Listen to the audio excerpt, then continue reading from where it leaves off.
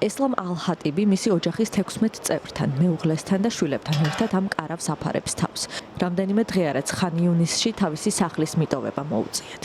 ესლამ ალ-ჰატიბის ოჯახის მსგავსად სხვა ოჯახებიც იძულებულნი გახდნენ დაეტოვებინათ სახლები და თავშესაფრები ეძებნათ.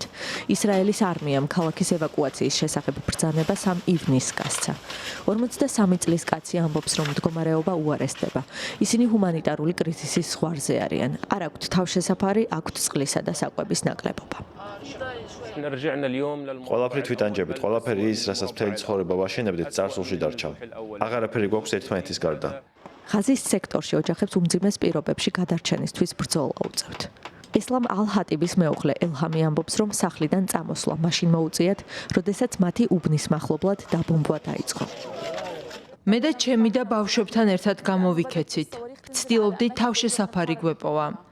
თუმცა ქუჩაში ძალიან ბევრი ხალხი იყო. თითქოს ომის პირველ დღეებს თავიდან გავდიოდით. არადა იქ, სადაც ბოლოს დავსახლდით. უკვე გვქონდა ელემენტარული საცხოვრებელი გარემო, მაგრამ ყველაფერი ერთ დღეში გაქრა. სიტყვებით ვერ აღგიწერთ იმ ტანჯვას, რასაც ოჯახებში ყოველდღიურად გავდივართ. ჩვენთვის ყოველი დღე ძვირფასია. არ ვიცით, ხვალ რა მოგველის. ისრაელმა სამხედრო ოპერაცია ღაზაში მას შემდეგ გააძლიერა, რაც მარტში ჰამასსა და ისრაელს შორის ცეცხლის შეწყვეტის შეთანხმება ვერ შედგა. ღაზის ჯანდაცვის სამინისტროს მონაცემებით, ისრაელის თავდასხმების შედეგად მას შემდეგ 1000-ობით პალესტინელი დაიღუპა. ისრაელსა და ჰამასს შორის ომი მას შემდეგ დაიწყო, როდესაც ჰამასი 2023 წლის 7 ოქტომბერს ისრაელში შეიჭრა. მათ დახოცეს 1200 ადამიანი, ძირითადად მშვიდობიანი მოსახლეობა და გაიტაცეს 251 პირი. ჰამასის ტყვეობაში ჯერ კიდევ რჩებიან მძევლები. ვარაუდობენ, რომ მათი მესამედი ჯერ კიდევ ცოცხალია. ღაზის ჯანდაცვის სამინისტროს ინფორმაციით, ისრაელის სამხედრო თავდასხმებს კი 54,000-ზე მეტი პალესტინელი ემსხვერპლა, ძირითადად ქალები და ბავშვები.